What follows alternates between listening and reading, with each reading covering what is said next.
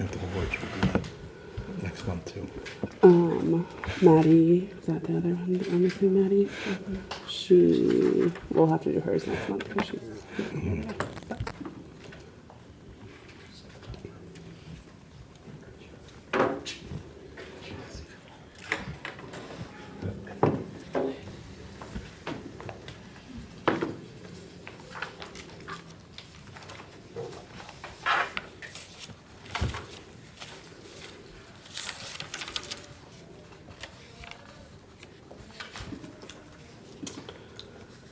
Is Allison coming? I think Start with her. Carly said Allison's not coming. I don't know. Oh, I okay. said No. if she doesn't. Then I haven't heard. Okay, well, we'll go ahead and get started because it's 5:30. Vaguely remembering each minute. All right, I'll go and call the meeting to order. Cassidy, if you will do roll call for us. William Beck. Here. Colleen Lautenbach. Here. Shelby Poole. Here. Carly Sherrill. Here. Joe Valentine. Here. Allison Thind. All right, looks like I'm up for my turn to read the mission and vision. The mission of WLA is to utilize leadership-based programs and strategies grounded in solid research combined with the demonstrated success of core knowledge curriculum as the basis of a rigorous overall educational program that builds strong skills in math, reading, literature, writing, music, science, and technology. The vision of WLA is to be a school where students and graduates become exceptional leaders and are prepared to take on the academic and leadership challenges they will face in high school and beyond. I know we have some amendments to the agenda. I would like to motion to add an agenda item to have an initial discussion on a plan for setting goals for the future school year For Jonas. for Jonas. I'll second that. There's been a motion and a second to approve an agenda item around setting goals for our executive director. Any further discussion on that? All those, Where on the agenda is that going? it'll go on 7.5. Gotcha. Okay, perfect. All right, so all those in favor say aye. Aye. Anyone opposed? Any abstentions? Motion carries. All right, then I will make a motion to approve the July board meeting agenda as amended. Second. Been a motion and a second to approve the amended agenda. Any other discussion? All those in favor say aye. Aye. Aye. Anyone opposed? Any abstentions? Motion carries. Any public comment or any conflict of interest? Okay, public comment? Okay. All right, moving on to the exciting part. We have 2 of our 3 new board members in attendance tonight. So we will be appointing Ryan Eklund as a parent seat and Ashley, help me with your last name? Patasic as a community member. So they do have a copy of the new charter school board member oath of office that has recently been put in by MDE. So they were given a copy of that earlier today, as well as they have gone through that first board training that we do. So I will just ask each of them to affirm that they're pledging to the standards laid out in the member's oath of office. So, I affirm. Yeah, I affirm. all right. So we will get those on file and welcome officially to the board. Thank you. I do not have any big things on the board report. We have lots of exciting stuff happening with the building and starting of the year, so we'll just jump right into stuff. So Jonas, you are up. All right, superintendent report. And so everything under organizational leadership, our finance and governance committees met. We ended the last year just a couple ADMs short of what we had projected. That came out when the state went through, and when students are enrolled at 2 schools at once, then they get split up, and so somehow we end up with a couple less, but still well within where we needed to be. We have received the draft preliminary bus routes for Monarch for next year. As you remember, we made a point to try and require everybody to select into bus routes by June 1st, with the idea that, that we will be able to much more tightly plan our routes and not have a lot of changes after initial routes were run. And so we are now, on Monday next week, have a whole day booked to meet with Monarch and to try and just look if there's any changes we can make to make them a little more balanced. The number of students per bus and the number of stops per bus is significantly decreased already from last year. But when they ran their program to do it most efficiently, they weren't necessarily all that well balanced. We still had a couple routes that were over 60 minutes, a couple that were 57, 58, and then others that were 40, 44, 46 minutes, because they program it to do it in the most efficient way where it's the less total minutes. And so we're just going to go look through the routes that are shorter and see if there's a few stops we can move on Monday next week to balance them. And then the idea is that tentatively we are going to send a postcard to all families that opted into busting by the end of next week that will have their pickup and drop off location and their estimated pickup and drop off time, with the idea it wouldn't change by more than 5 minutes. So it's not the final card, and we're trying to have them come up with a way to identify on there, this is an estimate.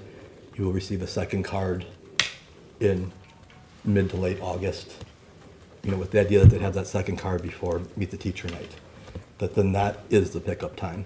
Because even if we were not to accept more students on the buses as we add new students withdrawing is going to change the times and we'll make them earlier. So there's really no way to make it so it's exact with students withdrawing. So that's really what the plan is those next two steps. And our hope is that we've really communicated that out. They did not need to go more than one block from students' houses, other than for a few older students, they may have up to 2 blocks. Nobody was more than 2. So our promise was 1 to 3 would be the expectation, like Smash South Washington. And really for the vast majority, it's 1 block or less from the house. We did dramatically reduce the number of house stops though, where buses that would go right to the door. In theory, the plan has always been around that those are only for kindergarten. But in practice, what ended up happening in previous years is a lot of times the bus company would start with their route from the year before that was already at house stop from kindergarten that would kind of just get forwarded. And so we cleaned that up. So it all appears to be going really, really well. That's the bottom line. We think the route will definitely be shorter. We added 50% more buses and we have 25% more kids. So that should mean they're shorter, and it's just a matter of getting them where, our goal is that they would all be under 60 at least for the longest stops, where last year some were 75, 78. But that's also going to mean us holding the line and not accommodating families that want to move this stop to here and this stop to there to be a little more convenient for them, or we won't be able to hit that level of efficiency if we are. So that's the reality. Enrollment's going great. We did make the decision to add an additional 3rd grade section. A few weeks back, we were at a place where in 3rd grade, the target enrollment, it was 110. That's 5 classes of 22. And of course, as you know, up until the last day of school, we were enrolling up to 2 over per class with the idea that some would leave and we wouldn't really be there. And so we were still at 120. Nobody had dropped in 3rd grade from the 10 over we enrolled before July 6th, and we had 25 on the waiting list. And we had a specialist teacher that didn't have a full schedule. We could add one more section without having to add another specialist teacher or create a section. So it just made sense. So we made that change, and even since this came out Monday when it was at 125, I think this afternoon that was at 130 already, and 132 would be full right now for 3rd grade. So we did that piece. instructional leadership, myself, Mr. Exner, Ms. Scheidler, and Ms. Naif all went to the Core Knowledge Conference in Orlando in June. It's the first year they've had this conference in 10 years. Generally, I'm generally opposed to doing out-of-state conferences in terms of the expense when there's so much PD you can do online and so on and so forth now.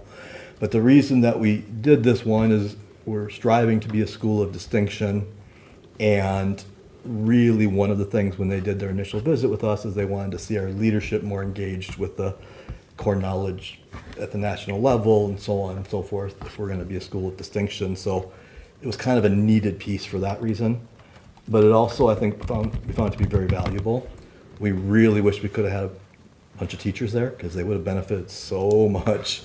But it gave us the idea, both through talking to people in other states, that we are going to try and take a leadership role. We, meaning leadership here at our school, Mr. Exner has agreed he'd kind of take a lead in this, in trying to create a network of all the core knowledge charter schools in Minnesota, or at least in the Twin Cities. And maybe starting at an administrative level, but then ultimately the goal being able to find some staff development days where we can get teachers together from different core knowledge schools in the state to learn from each other and really have it be a way that we can support and learn from each other. And maybe hold a conference like that here where the presenters are all core knowledge teachers in Minnesota and leaders.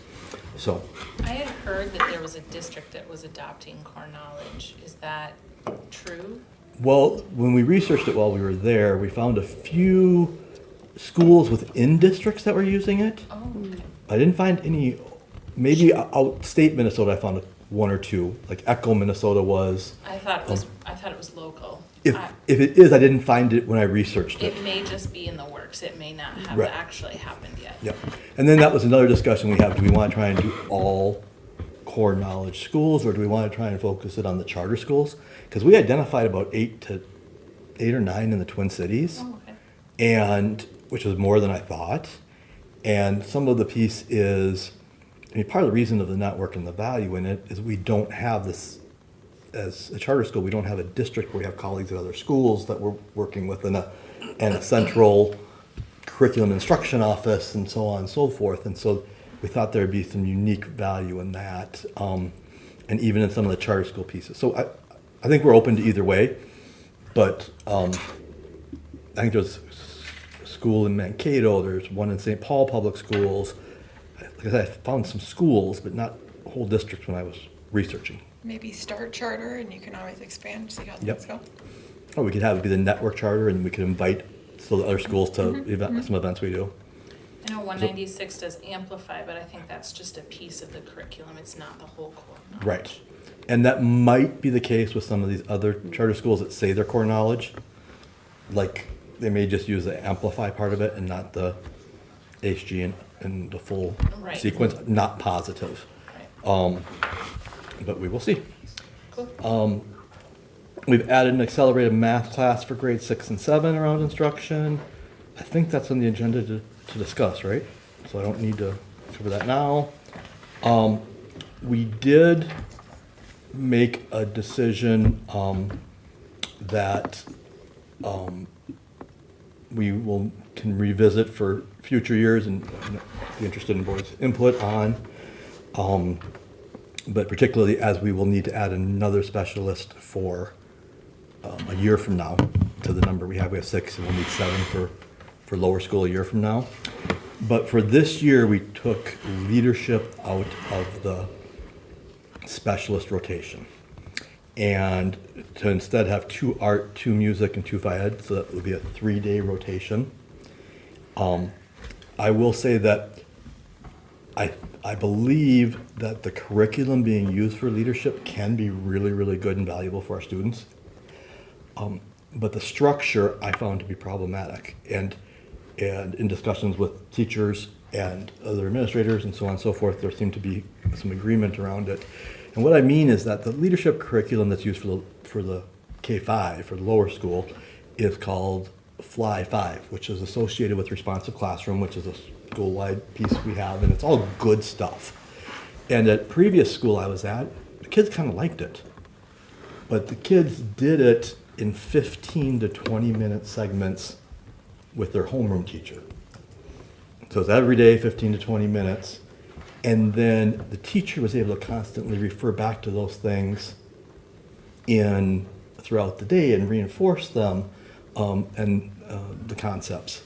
And one of the big challenges I think that's been in place with our leadership class has been, it's 50 minutes, which I think is long for that curriculum, but it's also happening where every other day of the rotation they're having something that's very active and physical. And this time in kids' minds, this is my active time. And so they're more resistant to the curriculum because it's more like academic sitting in your seat. Where when they're doing it in their homeroom, it was like, oh, in their kids' mind, I'm doing this instead of math or, reading right now, and they're much more open to it. And so I think structurally, it was a really challenging structure, and I don't think we were getting out of it what we hoped to get out of it. And I also don't think it's real easy to just say, well, we're just going to have the homeroom teachers do that curriculum because they have no time in their schedule, right? So that's an unsolved problem, how we're going to get the leadership pieces in the way we want. And one of the things we're going to be working with as an administrative team, talking about and trying to come up with solutions. And it may be that as we work through it, we end up deciding to put it back as the 7th specialist a year from now. But that was kind of the decision we made based on where some things were at. So Brian Meyer, who was teaching that, is going to be doing interventions, which he has a background in, next year. It's worked out well. Okay, finances, everything ended a little better than expected last year. Colleen will talk about that during the finance part. Human resources, we're in pretty good shape.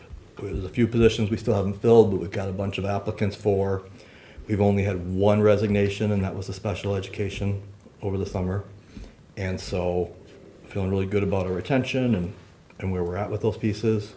One of the positions that's open is the art that became open when we decided to add that as opposed to leadership just a few weeks back. So looking in pretty good shape. There are a number of non-licensed positions that we really intentionally weren't trying to be aggressive about filling until July, after the 4th of July, because for those non-licensed positions, it's pretty hard for people to accept 2-3 months in advance. And so for now, be more aggressive and starting to fill those. Under the safe environment, we have our pre-closing tomorrow for acquiring the 8147 building across the street. The actual closing is Tuesday, but we'll have already done all our signing and everything tomorrow. And construction will start on Wednesday over there, with the plan for it to be done on August 31st. Even with our plan, we're moving in over Labor Day weekend, right? And we're optimistic about it being finished on time. I mean, the timeline is to be done the 31st. And Rashawn, who we are contracting with through that project, has, even at their own risk, pre-ordered all the cabinetry and things that need to be installed. They've got subcontractors lined up, ready to go. And so we're optimistic, but there's always things that can go wrong with construction. And so we're making backup plans. We started working on that last week with the high school teachers. I'm meeting with them again twice next week. But we did plan to do a full day field trip Thursday and Friday, the first week of school, at base camp, which will, I think, be really good for building community with that group. And so even if we can just get occupancy in for the first day of school, but it's not polished, they got some things to do, we can have a couple days in there, and then they can polish it Thursday, Friday that week. If we can't get occupancy, we're working next week to figure out what our plans are around the first 2 days. Whether there's a plan that we can make work using this space, using outside, what we can do, or if we decide to have one of those days be a day that we push back and not have school or have online, or, we'll have to, that's what we're working on next week. And so we'll have that for you for the August meeting, what our emergency plan is, that hopefully we won't need. And then just heads up, I am going to begin within the next few days here, trying to do a weekly parent square each week the rest of the summer to families on communication. Both, we're going to have one around uniforms, since we don't require PE uniforms at the older grades anymore, at least after this meeting today. I don't think we will. About the transportation, about all the things coming up. We'll be starting that process and trying to get the first one out next week.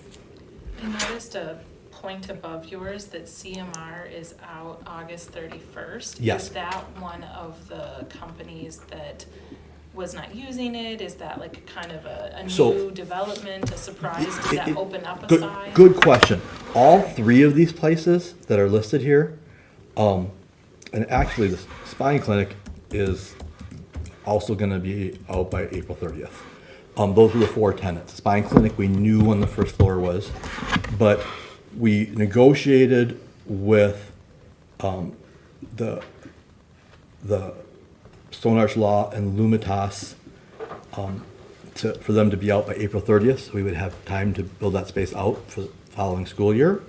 And so we ended up agreeing to give them free rent for 4 months, beginning of 2026, for them to agree to be out by then and break their contract. So we don't have to give them any money, but so that they agreed to that. And then CMR, that was relatively new information. They're the third tenant that's on second floor.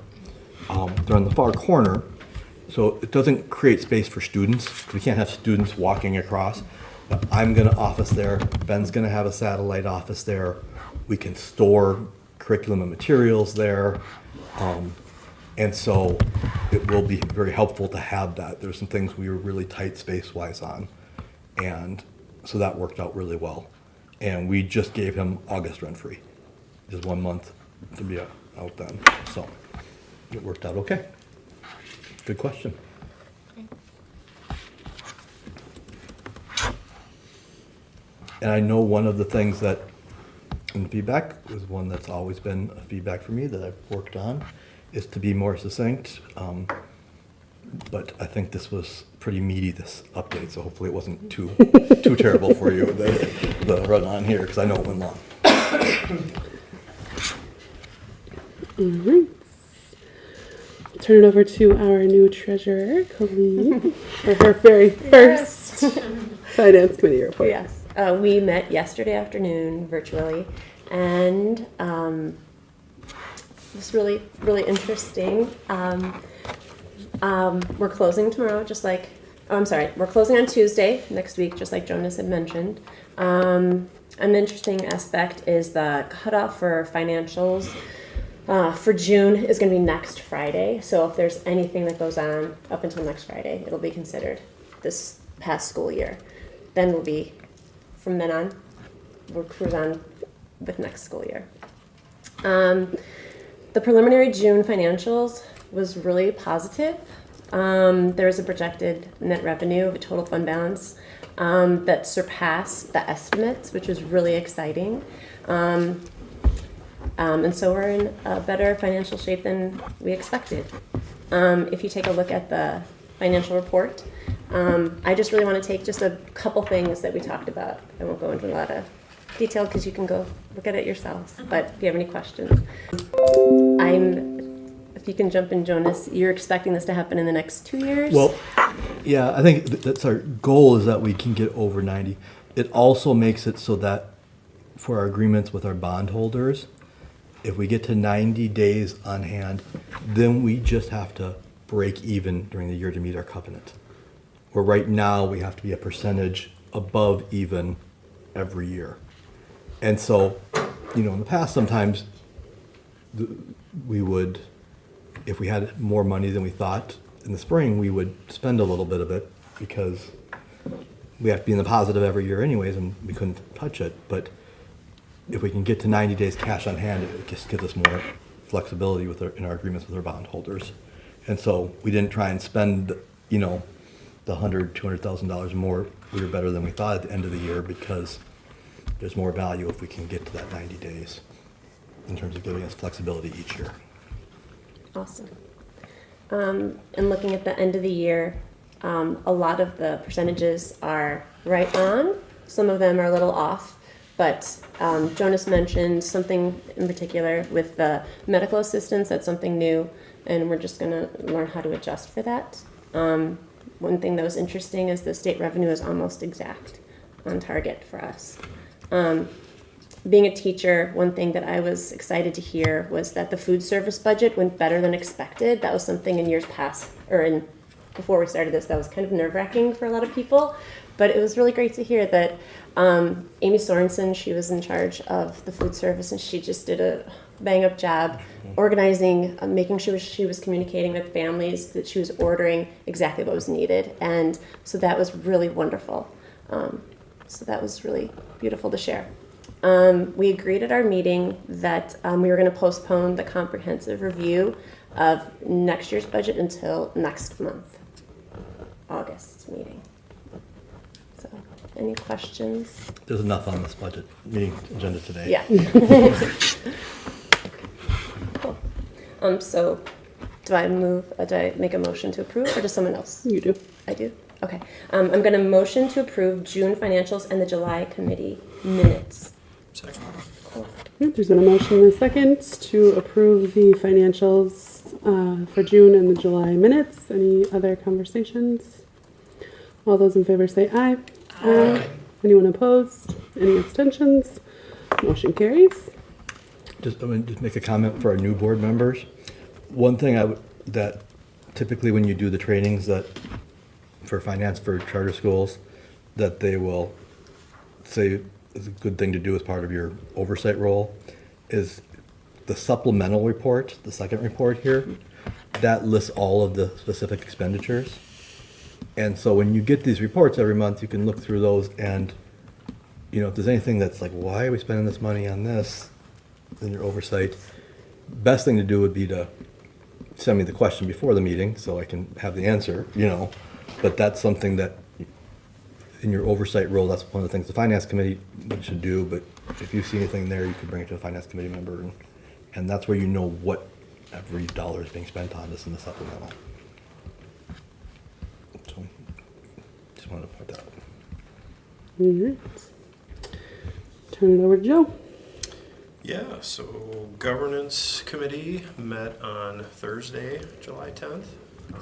We had William and Jonas and Nicole and Allison and Carly and myself. We were originally going to review as part of the policy 500 series 501, 502, 503, but we kind of agreed before to table those until August since some other things popped up. The one was with reviewing the bylaws with the directions as far as some additions we needed to make to that, so those were added. We also reviewed the example that we had of an investment policy. Jonas is going to do some more investigation on that, and we'll revisit that in our future governance meeting in August. And then we also discussed from the last school board meeting, policy 540 having to do with uniforms. There were some things brought up. We ended up not passing that final version at the last school board meeting, so we kind of revisited that in governance.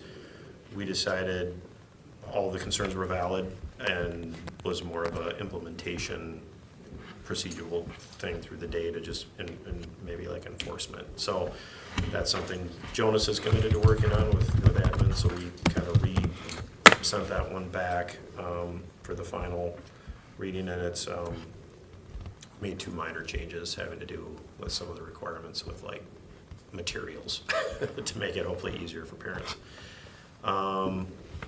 And then for our future discussions, we're going to continue on the 500 series, annual policy reviews. There might be some more stuff with bylaw stuff we're going to talk later as part of the school board meeting, which I'm assuming will probably work its way into our next governance meeting as well. And we've got a list of other policies on there that we got to get to as well in the bylaw review. And we're set to meet again on Thursday, August 14th.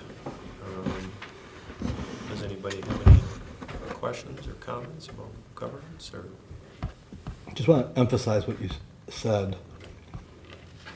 The concerns that we discussed at the last board meeting regarding uniforms were legit concerns, but that we determined didn't need to change in policy to we just need to change how we're addressing this administrative team. Yeah. And that we're gonna be committed to doing that with the administrative team. It really was, sometimes you try and create policies to do things that your current policy really addresses. We just need to follow our current policy better. Yeah. And so that's kind of what we determined in the governance. A lot of those concerns we found were, oh, that's already in here, we just gotta, yeah, so. Mhm. Cool. So, Any so other- do we vote on that now? right? Yeah, I would, I think I make the motion to approve the July governance meeting minutes and enter policy 540 into the second reading. Second. There's been a motion and a second. Any further discussion? All those in favor say aye. Aye. Anyone opposed? Any abstentions? Motion carries. And then it was on here separate to enter in policy 538 into the first reading, which was the one that VOA had those recommended changes we make. So I make a motion to enter. Well, before you make a motion, can I? Oh, yeah, comment? yeah, yeah. I actually think that I would suggest Yeah. that we make a motion to pass this revision right now.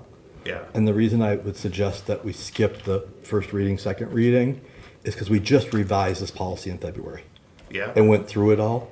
And it's just the couple changes that were required to make by VOA to be in compliance. And the state's on VOA's case for us to do it. Right. So, just a couple strikeouts there that brought us into compliance. And so I think it would be helpful, VOA would be happy if we pass this today. Okay. And so, if everybody's okay with it, if somebody would make a motion to approve this revision instead of the Yeah. first reading. Okay. I'll make the motion to enter policy 538 and pass it as a final version. Second. There's been a motion and a second to approve policy 538 with the changes presented. Any further conversation? All those in favor say aye. Aye. Anyone opposed? Any abstentions? Motion carries. Facilities. I don't think we have a chair. Okay. I realized. Well, So, and let me just say this.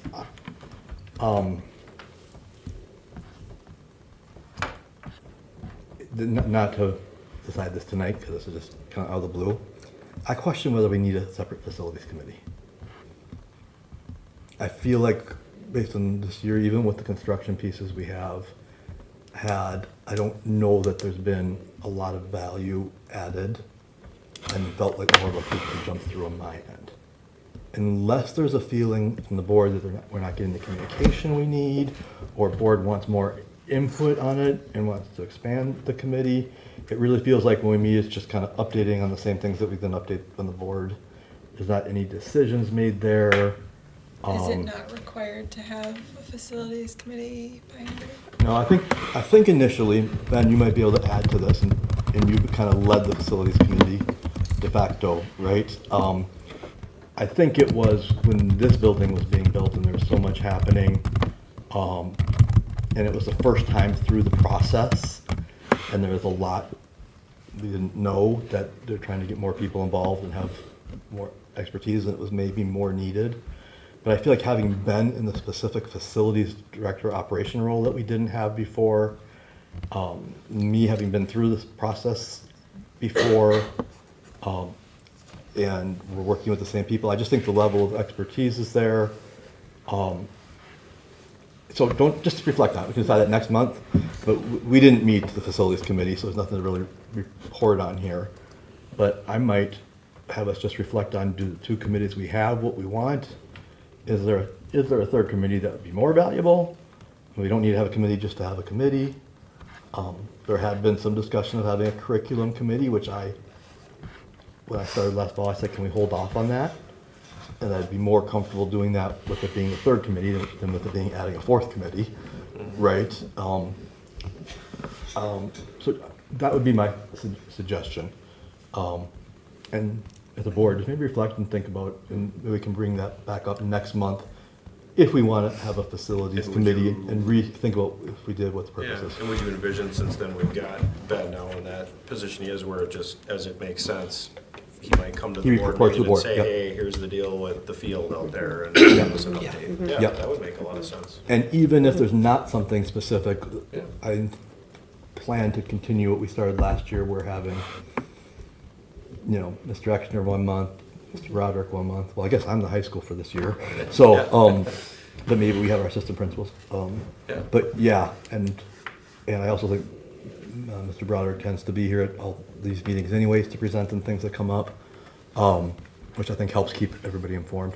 So that's my initial thought, and I don't want you to drop that out of the blue and making decisions right now, but do you have any thoughts about that, Mr. Broderick? Do you feel like there's value that we're not getting out of it? Facilities bill, you hit it on the head. The facilities committee was first appointed after we had a construction team that was really focused on the building of these two buildings, or the purchasing of this building and the building of the other building. And then we made the facilities team after that.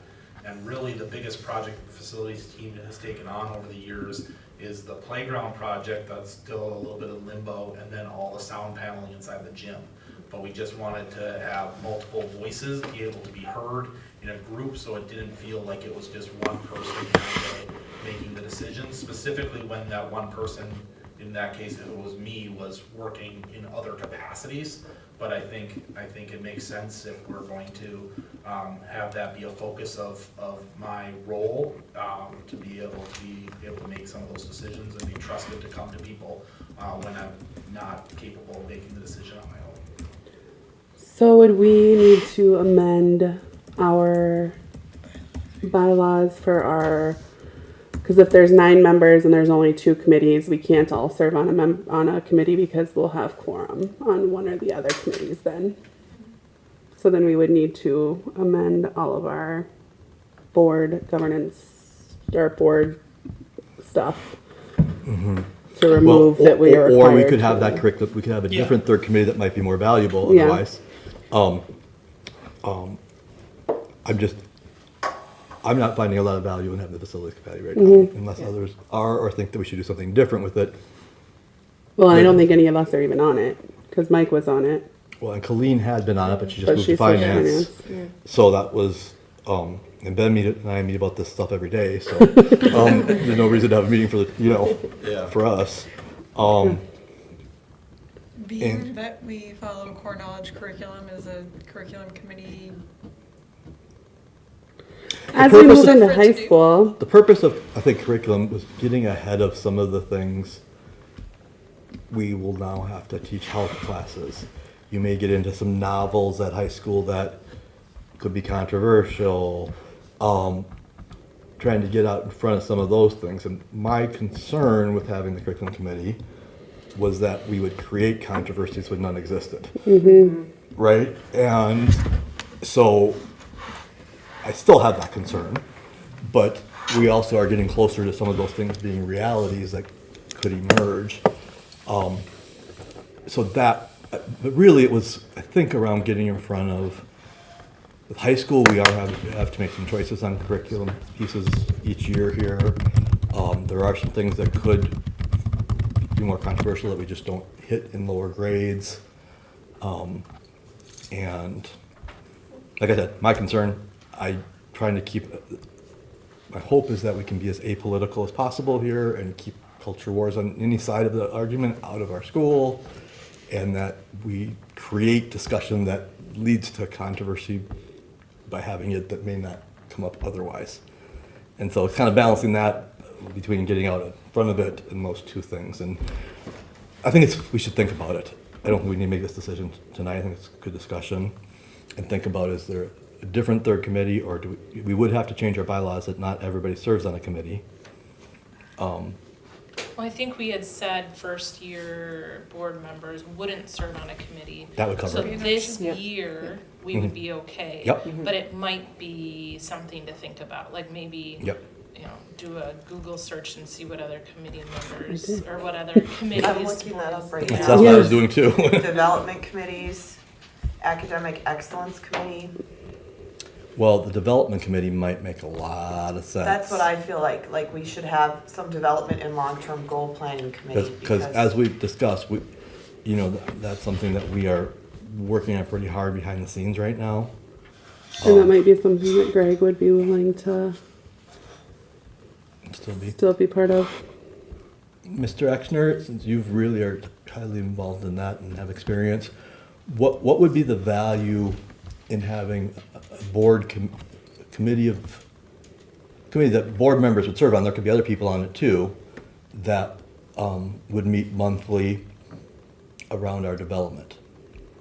Would you say it's the spider web, right? The connections to people and partnerships throughout the community. All the places I've been in the past, we've had a development committee as part of the board. So I think, and it always, and again, even with facilities, there's a level of seriousness and coverage in having a board committee. That this is a priority for your school, and then also that there's some coverage to staff members who say, now I can bring it to the board. How much do we want to rent out space to Woodbury? You know, what kind of programs do we want to have in the community? Same way with development. And so that's all I would share. But I definitely think it's worth having that development committee. That may be the way to go. And curriculum questions could fall under there as needed. Well, development is really a word for high-level fundraising around, right? It wouldn't necessarily, but again, you don't have to have a committee to have discussion at the board around and around our curriculum and to address those issues as they arrive, right? Don't we have some things in policy we found too where if there is something that comes up, there is a path, like example being like something in the library or, Yes. you know, so a parent does have paths if they have a concern. Yeah. So And I actually think the pieces that we discuss in the curriculum committee as we're describing them really fall under governance, right? They're under the policies, right? So we could try and make more of an effort if it's at a time when it's becoming more of an issue to look at the policies that may apply and find gaps within our governance committee without having to necessarily have a separate curriculum. Question with development, so it sounds like you said a lot of it would be with the fundraising part and that, but would it also be, and would it make sense with the goal and trying to drive towards the core knowledge school of distinction? Like, would that become Right, I see part it of as what you're more, trying what is to- your goal? like Yeah, you is it said, goal big seeking plans and committee? development, yeah, like that, I think, yeah, so would that fall into that? It and could. be helpful. I It don't know. could. So, I mean, I think we could make whatever we want to make it, right? yeah. So I think they definitely maybe that could. would make a lot of sense. I don't know, just a thought. No, I can see that. Let's think about that for next month. Actually, what if we tentatively say that we are going to have an action item for the next meeting to add a development committee and dissolve the facilities. But we have the next month to think about it, but so that we're not pushing it off another month after that if we're ready to act next month. And to consider the definitions of what we want to fall under that. Does your document define a development committee, or has anybody? I don't know, this is just a real quick Google search, but this says sufficient funding to meet charter promises, support its growth, long-term sustainability, which is what I thought of was like long-term sustainability, but also making sure like we are staying true to what we want our school to be. And I mean, fundraising is gonna fall into that as well, but it didn't, and it says fundraising too is here. And that makes sense. What I would suggest is that maybe part of in doing those two things, part of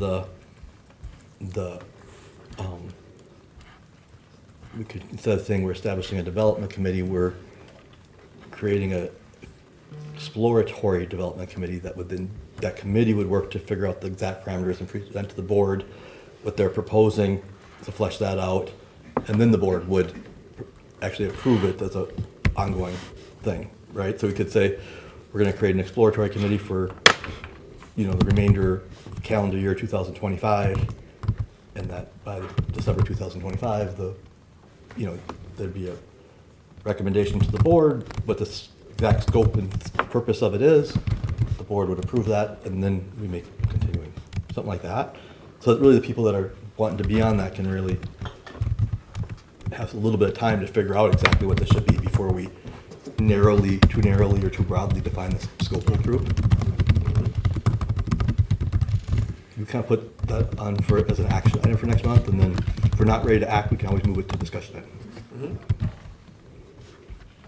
Okay, cool.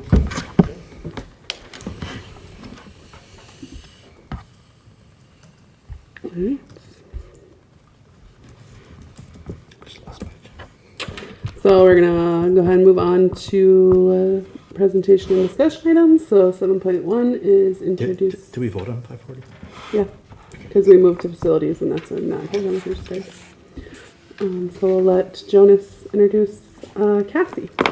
Yes, it is my distinct pleasure. Actually, I'm going to delegate that to Principal Exner to introduce Cassie, because she will be working at the elementary level. And we would like to welcome a new part of our administrative team who will be the assistant principal for our 4th through 7th grade. Cassie comes to us as a long-term middle school math teacher, and most recently as a charter school principal at a Northeast College prep. And in between, she's acted as an instructional coach. And that was kind of a missing piece that we had as our staff is growing bigger, more young teachers involved, and Cassie brings a really strong expertise in that instructional coaching realm. And so the process was wonderful. We incorporated a bunch of teachers in that came to as part of the interview process, and were able to welcome now Cassie to WLA. Happy to be here. Welcome. Thank you. Thank you. Thank you.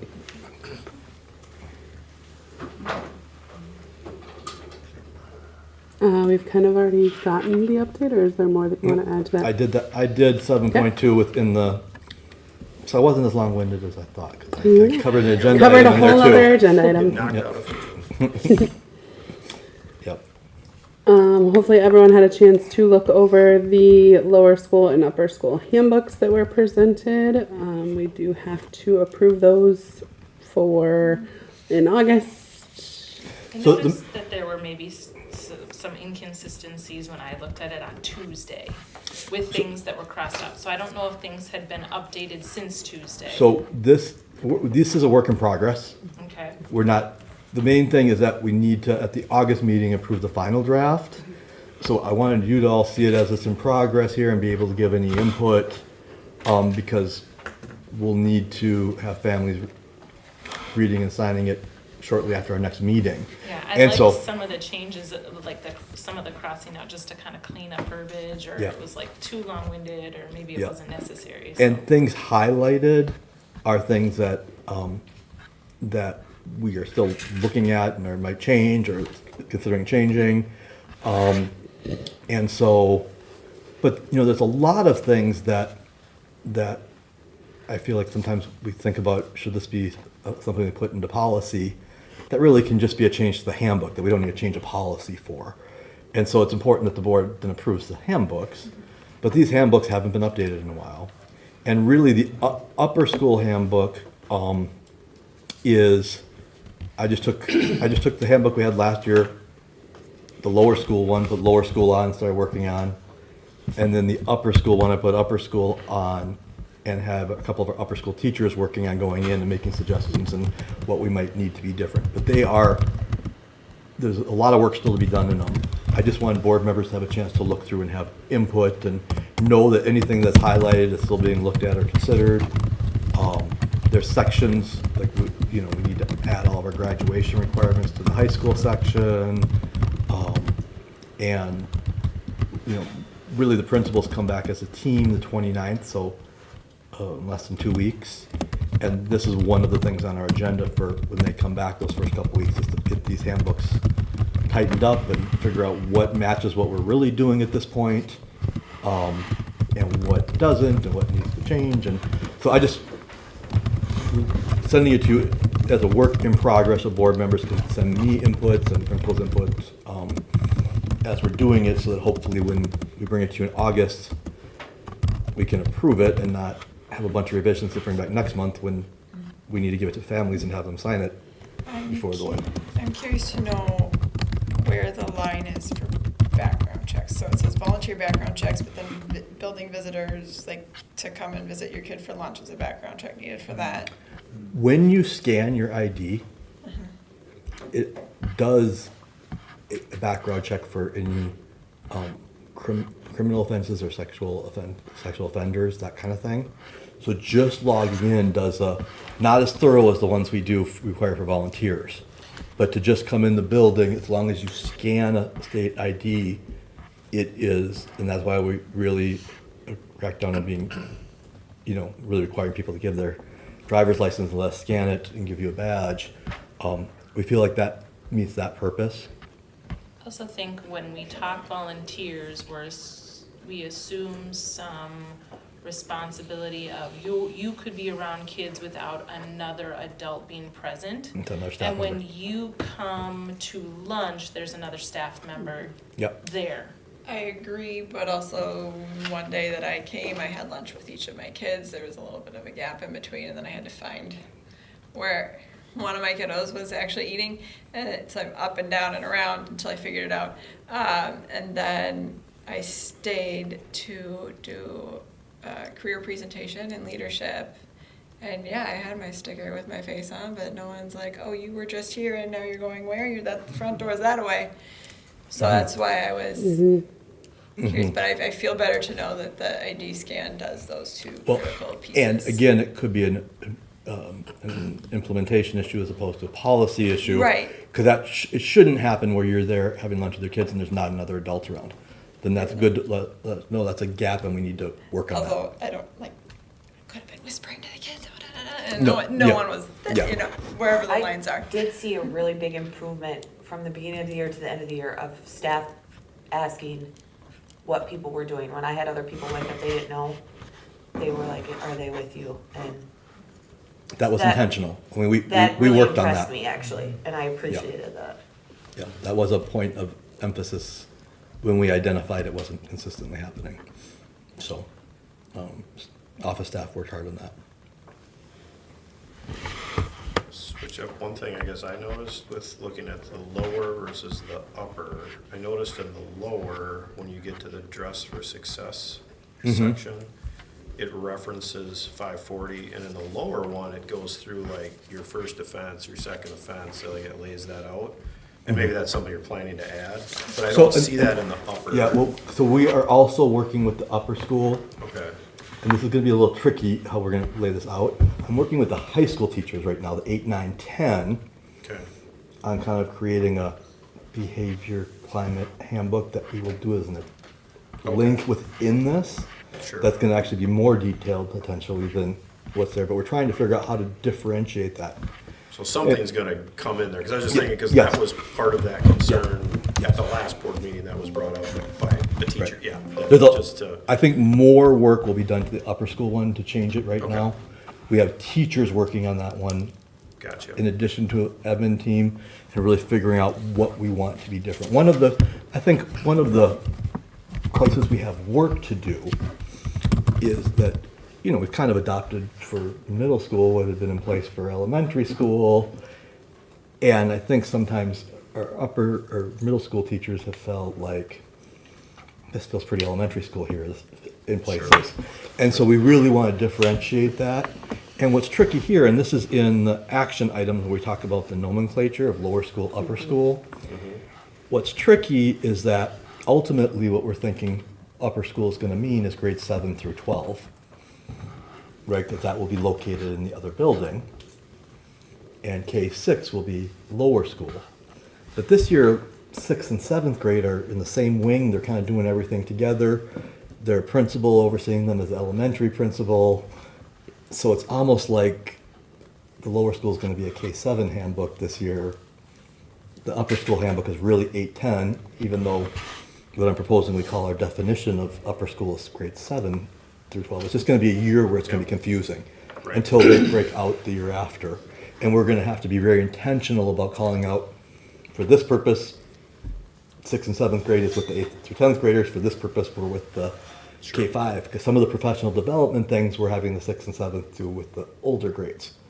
And so there's gonna be some ways that they're one and some that are other before a year from now breaking out when it becomes clean. Yeah. And No, so, that makes perfect sense. So that's gonna continue to be a year of, and even how we might wanna tweak it based on when the lower school handbook is referring to K-6 as opposed to when it's referring to K-7. That might require a little more revision next year as we get into some of these things. Okay. So it's just gonna be a year of, 1 year of things being a little messy to get to where they'll be clean a year from now. But if you look through these things and you have ideas, send them to me, send them to principals. We're gonna be working on these over the next 2-3 weeks. Just throwing it out there, both lower and upper say that smartwatches are not allowed. Are you really gonna fight that fight? I was not aware of that. I'll have to. Okay. Because I don't know that you want to stand at the door and take every kid's smartwatch that walks in. I don't know. That's gonna be a discussion. It's added to our. It's been in there for the last however many years, and there's been a number of kids that have. Yeah, wear them. Yeah. And neither of your policies that are referenced 541 or 506 talk about smartwatches or, and 506 doesn't even talk about cell phone use, so you might want to throw that in there. It just tells about technology being in lockers or what. Yeah. Okay, good to know. And again, we didn't really touch these last time Yeah. when I started because I didn't know what was what. We didn't know what was what. Being first year, we didn't know what was really in the handbook that was versus what was really happening, and we just needed a year to see it. So Yeah. now we're trying to clean it up. All right. Move on to the bylaws review.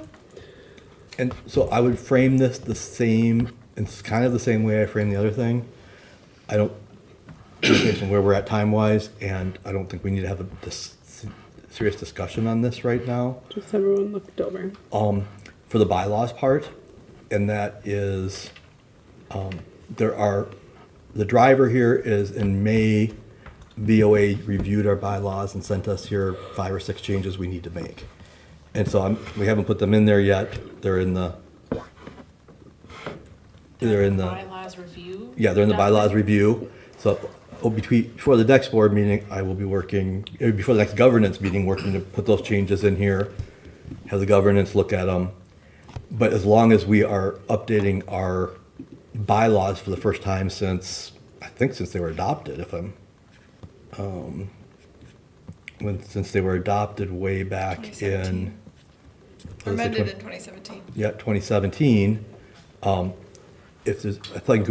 would request that board members read the bylaws, and if there's anything else that looks like we're not doing it, or that's not consistent, or you think should change, then let's bring it up at this time when we're reviewing our bylaws anyways, before we change them. So I think that's the purpose, is just getting this in front of you for you to all look at it.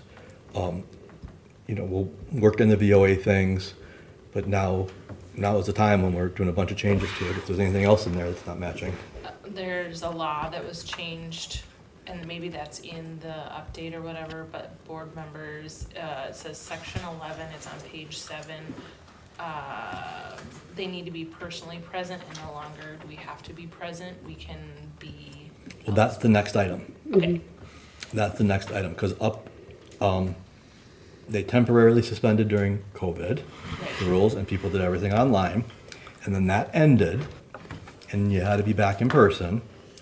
And now, in the second item, after the 7.42, the new open meeting law, it's back to kind of what it was in COVID. We could, in theory, have meetings virtually, or have some people attend virtually.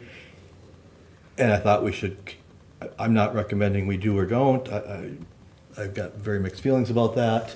But if we were gonna look at that, we'd want to put a change in the bylaws. So we legally can now.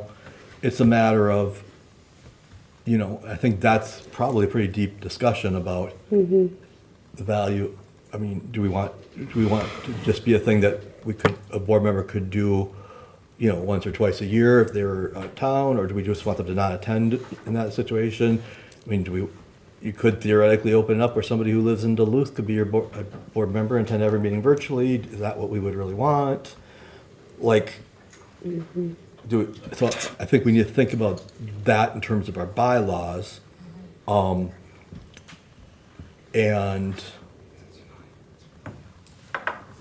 I think you can hear things more clearly when you have it in camera, when we're in person, than when somebody else is joining online. I guess I haven't really done it in the other end to know how big a deal that is. On a night like tonight and last meeting, I think there is, don't hear me wrong, I think there is significant amount of value in being present, but it takes me so long to get here. Whereas during the school year, I'm already here, so it's fine. But it is inconvenient to be here, and the reason I'm late is because I can never predict what the roads are gonna be like. You know, I can put it in my phone, but it changes along the way. So like having that meeting from my house, I can be present and on time. I think that if it comes down to like, hey, I'm sick at home. I know Colleen was sick at home during a board meeting, and it would have been nice to have her voice in that board meeting that particular evening, but she couldn't because she was at home. You know, like obviously you're sick, be sick, don't attend a board meeting. But I'm saying like in that scenario, if she was feeling up to it, she could attend, and therefore, you know, you reach that quorum or you reach whatever. Like there might be a benefit, or there's a snowstorm, you don't have to cancel your meeting. Now you can still hold the meeting. And that I was thinking that maybe, well, I don't know. I mean, one possibility you could do too that would address some of those concerns, not all of them, or pieces, is you could say that we do our summer meetings and we reserve any inclement weather days to do meetings during the school year, you know, virtually.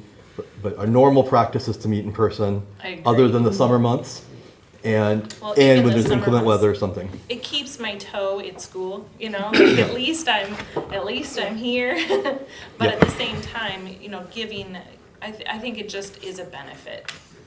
Yeah, I do. That's all I have to say No, about that. I It's think just a that's true. benefit. The other piece is a friend of mine who's a superintendent in a traditional school district said he really felt like, in terms of public input and in terms of different things, that when all these meetings were online, people would say things in ways that they wouldn't say in person. And that led to more disrespectful meetings and more like less decorum in terms of how we do things. Yeah. And so he like as opposed, he's like, I would only want us to do virtual meetings if we had to. Like otherwise, I want them in person.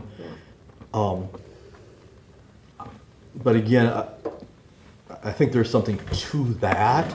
And there's also something to, like, it's one thing if it's, you know, a member joining once a year because something comes up instead of having to miss the meeting or cancel, like, but how do you, once you open it, how does you keep it from getting out of control where everybody feels like they have a Cover like, every scenario, you know, there is. well, it just becomes, What's your emergency It's- versus what's my emergency versus. right, it becomes, it can become where people are starting to join way more than we would like online. Like capping it at 2 might be a good way to handle that. Yeah. Like, I mean, you're prepping it anyway. Yep. So, you know, if your 2 are June and July and whatever, and we only do a whole board virtual in inclement weather type The other of thing I situation. wonder, is this a bylaw or is this a policy, a board policy? I was thinking of it as a bylaw, but I don't know. It came in the new law primer. Yeah, I know that. I don't know if, I'll have to look into like if we're gonna, It says open meeting law change. so, right, but this is what we're able to do. We can do all this if we choose to. But we can make our bylaws or our Got it. policies where we decide that's not an option for us, Well, right? it's in the bylaws under, it was page 7, was it? It's the section 11. in the bylaws, presence at meetings. So they've taken the law and put it in the bylaws. Right. So then my question becomes, then do we allow public comment virtually? Do we allow, I know. And then like when we do, if we were to ever say we're going to all meet virtually, then we would have to open it up to Right. allow virtual. And I think that creates a disaster. Well, and it can't be everybody. There has to be One person on site. at least one person here, and it be open to the public to come here and hear all the So the discussion. public comment would have to be in person. Or we So could, we you could, could still we make could one. still make it. Yeah. But how do you justify that Right. to the public when you're saying, we don't have to be here, Right, but you but do? you do. It seems like you don't want our comments, but to me, I think. Like in again, my brain, the only reason, like my immediate thought is the only thing that I would say we would need that for is if we're not going to have a quorum. Like if, let's say it's a month where there's 4 of us that say, I'm not going to be able to make it, and we're not going to be able to have a quorum, then I would say we open it and say like, okay, well then we let people join virtually just to have quorum. But I don't know. I feel like it's like if you miss one meeting a year because you have a conflict of interest, like, And the fact that we have a 9-member board. Yeah. I mean, 7's kind of the norm. 9's a bigger size one. They usually range from 5 to 9. And so we're on the high side. We're less likely to be in situations where we don't have a quorum. Mm-hmm. I think we were in danger of it once or twice this year, but it never never happened. got there. But I think writing in some type of exception, for a quorum. Let's Think about it. Shelby, maybe you and I can talk and play with some language to propose, and then Yeah. we And don't I have think- to we don't have to pass the bylaws in August. We can Right. here's the proposed changes, discuss, and then pass them in September too. And I think it'll be interesting to see what other people do too, and kind of see what the general vibe is from the educational world as to what direction boards take this.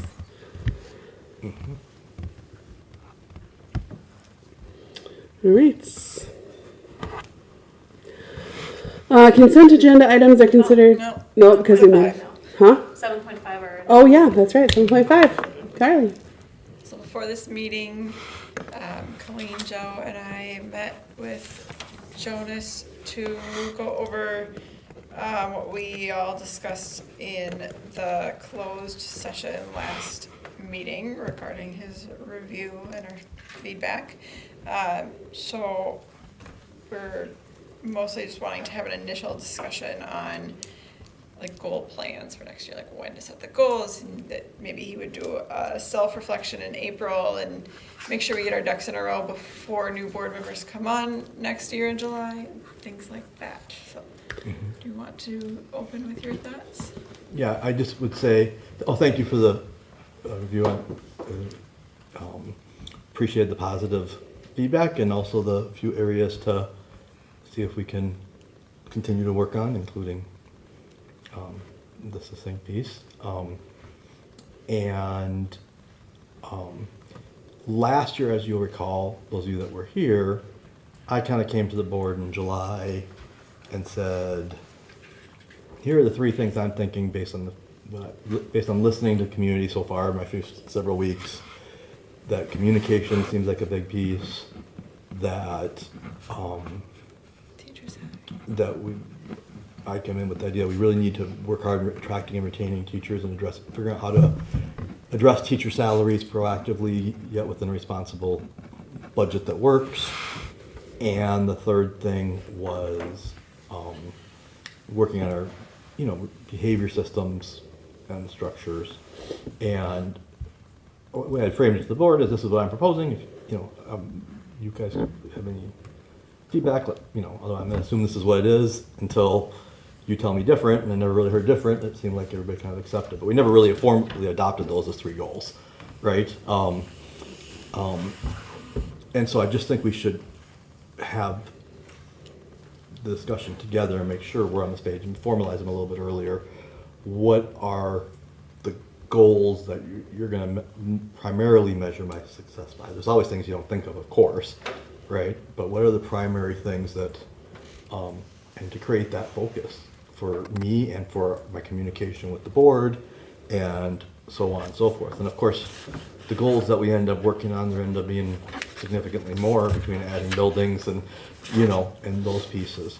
So I think the main thing right now is we don't have to decide that today either, but I don't want this to slip away where it's October, November, we're into the school year, and we haven't created that framework that I think is really important for our working relationship.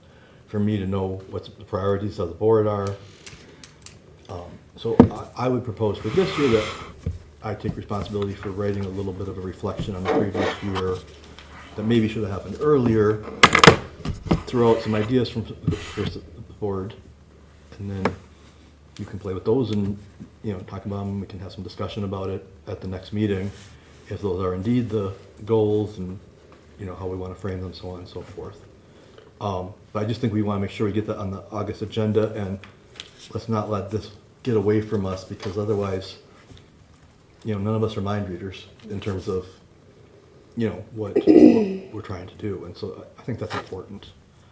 And I also think it's important that we really think about the structure, upping the timeline where there's some initial pieces in April into May where everything is set with goals for the next year by the June meeting next year. So that's not spilling into the new board coming on that has no background in it, if that makes sense. So those are my two thoughts, and what I propose is I write a self-reflection. You'd be thinking about goals. If you want to have some ideas what those might be, to send to me to consider including in the self-reflection and proposal to the board, you can send them to me. You can certainly share any thoughts now, but I would think that would require some thought. So interestingly, when I was Googling what committees would you have on a school board, one of those suggestions is a CEO support and evaluation committee. So that might be a committee that we could form tentatively where, 2 or 3 people have a monthly check-in with you on your goals and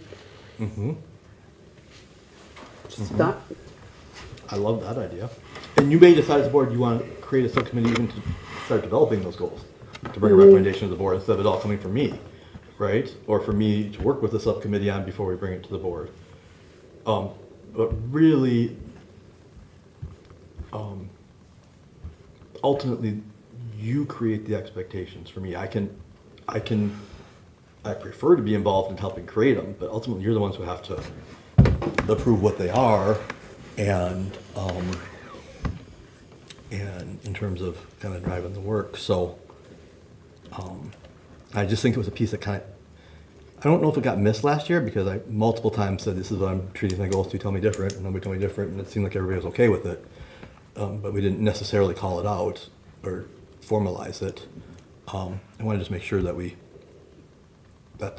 on the same page, roll in the same direction. And so.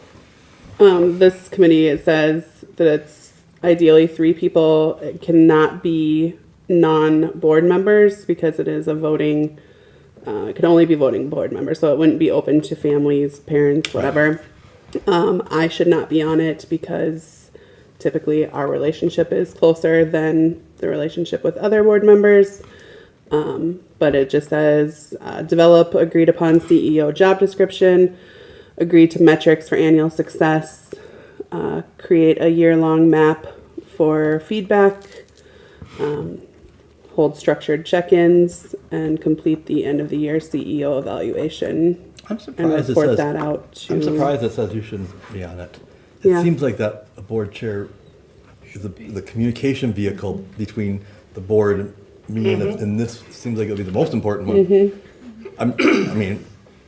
I haven't thought about it. I haven't seen a community like this before, so I don't have a framework. But Yeah. that surprises me a little bit. It also seems to me if we did this, I guess I shouldn't say that. It says that I should not be the evaluation coordinator. got it. Yeah. I could be on this committee. I just should not be the one that Leads the leads evaluation. the evaluation piece. Got it. That makes more sense. Yeah, yeah. But I would think it could make sense to be one community member, one teacher, one parent on it. Yeah. It gets awkward when it's a teacher in the role, not that we can't do it, but boss. I have to evaluate the teacher and the Evaluative. teacher's evaluating, Yeah. key person evaluating me. There's some places where that can get a little awkward and A then, little unethical. Yeah. well, I don't know if it's unethical or not. I mean, I think the teacher's input is super important because they're the ones that are here during the day and see all the teacher pieces of it. But I think there's also potential for it to feel like, Yeah. I don't know, like I just think there's some places where it can put the teacher in a really awkward position for one, where, you know, if there's something going on with a colleague around evaluation that they're close with, and now there becomes conflicts there in terms of the two pieces. Their ability to be subjective kind of comes into question. Even if it doesn't, even if they completely are able to be subjective, there can be a perception that it does. Sure. Right? And that can be problematic. And I'm not saying teachers shouldn't be on it. I see a lot of value in a teacher being on it, but it is unique to charter school boards, right? That you don't have in a traditional school district where you don't have a teacher. And I think it's really a strength of charter school boards having teachers on it because they have so much insight that board members in traditional districts can't have. But there also are some places where it can create challenges as well.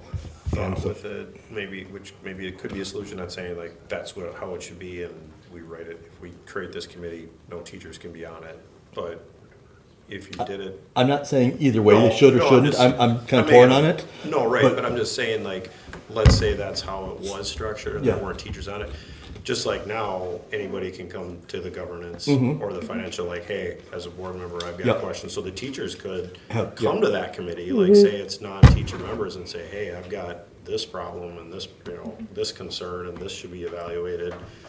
And then that committee would, okay, yeah, we gotta talk about that. Would the teachers be happy to hear that kind of committee was forming? Like, I think I'd like feedback from the school if they thought that would be valuable.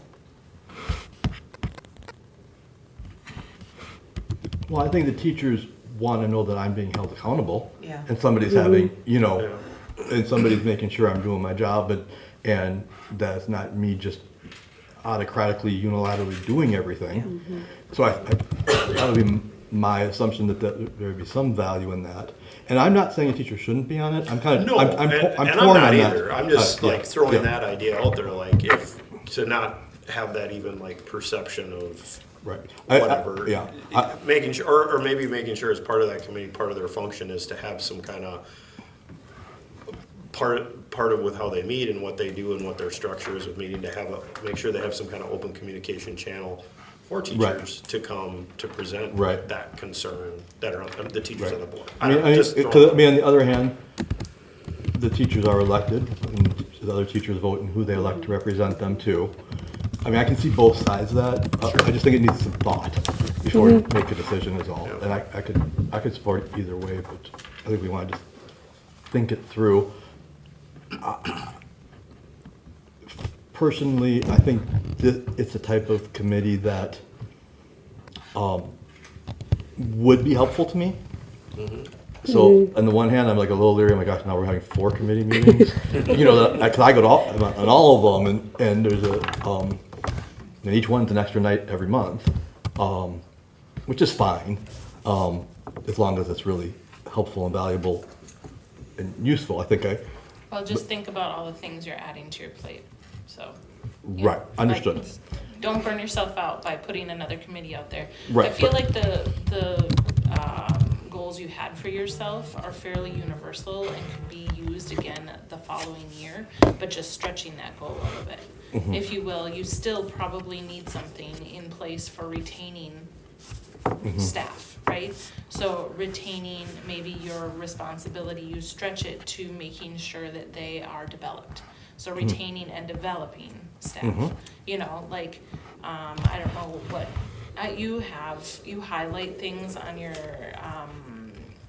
superintendent, thing for the board. You also have like financial management, so I don't know if that was one of your goals or not, but then like, that still is something that should be in your view, but how can you expand it? Yeah, and I think the way to think about it too is, well, this is how I think about it. I mean, there's probably 50 different things that could come up if I do a terrible job on during the year. It's going to come up in the evaluation, right? Like, that you're not gonna encompass, I think this is about what are the three primary areas of focus, and those things being at the level where, hey, I should be reporting out on these three things to the board throughout the year, right? And that they're gonna be things that we measure and make sure where there's a whole bunch of the pieces. And so I also think like you can look at each of the three you had the previous year and say, okay, this one we continue for the next year.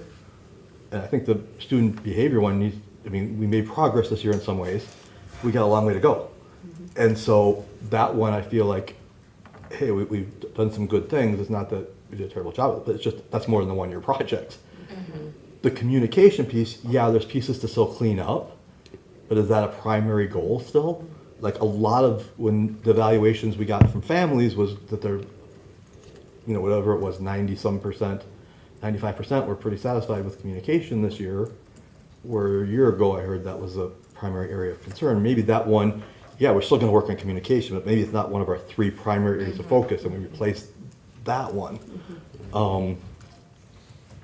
So, We, back to the committees, we wouldn't necessarily need to do 4 committees, like, staying true to who we are, you know, could maybe fall under the CEO Support and Evaluation Committee and, like, fundraising stuff, I mean, that's financial, too. I don't know if they want to, I don't exactly know what that would be, I guess, under a development committee, so maybe it's small enough that some pieces could fall there, or maybe it's not. But I think they're good options that we can consider for next month. Is there, like with the committee, is there anything that requires what the cadence is for meeting? Does that Does it have to committee? be does every committee have to meet every month, you're saying? Yes, like, so the committee that is establishing your Could it goals and be doing those things, like, Quarterly. is it a quarterly thing, so it's not as big of an ad? I think that would be like, doable. and then Like the and then- finance and governance have to meet monthly, because every Right. month we're bringing something from there to the board to take action on. Right, But so that wouldn't be as crazy to add to your plate, and maybe you don't even have to go to every one of those meetings, because sometimes maybe they need to just chat about the goals and have that, like, I don't know, yeah. like, just throwing that out there too, I and think if it's that would quarterly. be, I think that would be fine. Yeah. I think this year's unique, my income taking on that added role of doing the high school principal for a year, which I still think is the right decision, even if it does spread me thin. I think it will make it so that I am really able to support and help create that vision for the person who takes on that role permanently a year from now, in a way that I just think it's the best thing. And it does not make sense for us to have another full-time administrator for 4 classes over there this year. It just would not be the right use of funds. So I appreciate all the feedback about people being concerned about being spread thin, and I think it will be a lot this year, but it's for 1 year, it's doable, right? And I do think it's the best approach, and we can reevaluate in December and where But you we're don't at. need another meeting for meeting's sake. Exactly. But on the other hand, this meeting, if we're doing it quarterly particularly, may help me Yeah. focus my work. It may not be added, it may make my work easier. Right? It does So- say committees should only feel compelled to meet when substantive work is to be done. So you don't have to meet monthly, you just have to meet. I think we meet quarterly, and then, you know, however many times we need to meet in the spring at the end of the year to. Right. If we need to meet get more things polished at the often. end. But then there's people that are holding that responsibility to make sure it happens, and it doesn't get away from us like it did a little bit this year. And if something big comes up where you feel like you do need more support, then we can always Or schedule. something comes up where board members have some significant concerns with things, we're not Right. waiting 3 or 4 months to address them. Right. We can address it with that group, Yeah. you know, and not have Yeah. it be, I think it's a good structure. I think it's worthwhile. Yeah. And I think especially feel good about it if it's meeting quarterly. Could it fall under the same committee people potentially? And so both of the committees, but it's called something different when meeting quarterly, you know, so it's like the committee, that the people are the same for the Development. development and for the CEO committee, but But the they- development would go Development beyond, is just fundraising, really. yeah, and development would go beyond board members. Oh, I see. You could have it be the same people I see. to that The one. same board members, but then that's open to Right. others. Right, you can serve on more than one But we committee. probably would, for now, as much as going to go into development in the coming year, a lot more is coming to the board on that soon. And I do think that development's gonna be a big piece, and the more involved the board is, the better that's gonna be for its success. So maybe So- CEO support and long-term goals as a committee. Something that would combine support for you. I think we have the 4 committees. and Yeah, one we just be gotta keep board. them separate. I'm okay with that. Yeah. I think we don't, The intention of both of those are so, like, very separate. I mean, the role I have, it's not supposed to be too narrow. I mean, you know, like, Yeah. I meet a 4th time of the month for 3 times during the year. I mean, Right. So will we Yeah. finalize this next month and then people can think about potentially jumping ship to? Committees. Like Yeah. maybe this would be your ideal, your first choice and this would be your second choice Mm-hmm. and then balancing things out. And maybe we do away with if we want, from the board member standpoint, maybe the new board members can be on a committee if we're having 4. Yeah, because I'm thinking like Yeah. development committee, Yes. like your expertise in fundraising would be super helpful for you to join that committee. So, okay. Right. Not always this long, Cassie. This is usually Nice to less meet than an hour. you. Where are we at? All right, we're ready to move on. Action consent, because we don't need to vote on anything for you. Correct. 75. Okay. Consent agenda items are considered routine in nature and will be enacted by one motion. There will be no separate discussion of these items unless a board member so requests, in which the item will be removed as a consent agenda item and addressed. Consent agenda items are as follows. Approval of the June 26, 2025 board meeting minutes and approve the June-July personnel update. Any further discussion? All right. Cassidy? William Beck, Yes. Ryan Eklund, Yes. Colleen Lautenbach, Yes. Allison Pitt, Yes. Shelby Poole, Yes. Ashton Potasnik, Yes. Carly Sherrill, Yes. Joe Valent. Yes. Motion carries. Moving to 9.1, approve the nomenclature of lower school for grades K-6 and upper school for grades 7-12. And so where this comes in, I think is significant. We are, right now, I think we call our upper school middle school, and then we call it high school, but really with the state, we're 2 entities, right? And I think we want and right now the entities are, I can't even remember, but we're breaking it down so that it's K-6, 7-12 moving forward, and we'll be much further along in terms of getting school of distinction status if we're able to do just K-6. So we really wanted to have that in place this year so that when the data comes out, I see us really trying to get, not this current school year, but the next year is when we try and get school of distinction status. And so we want the data to be the K-6. The K-6 is a separate school that's just in this building. And that we're further along to have a chance to maybe make that happen in fall 27, doing it that way.